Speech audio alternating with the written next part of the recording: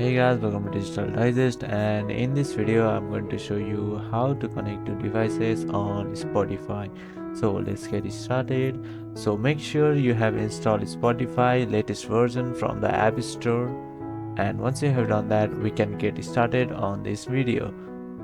So the first step is to go to Spotify application and log into your account,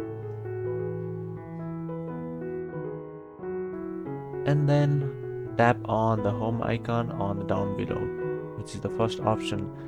So once you're here, on right hand side you can see the settings icon. Upper right hand side, click over there and scroll down till you find devices. So now click on device, and here you can see the option for connect a device. All you have to do is click on devices menu and now give access to connect to the device.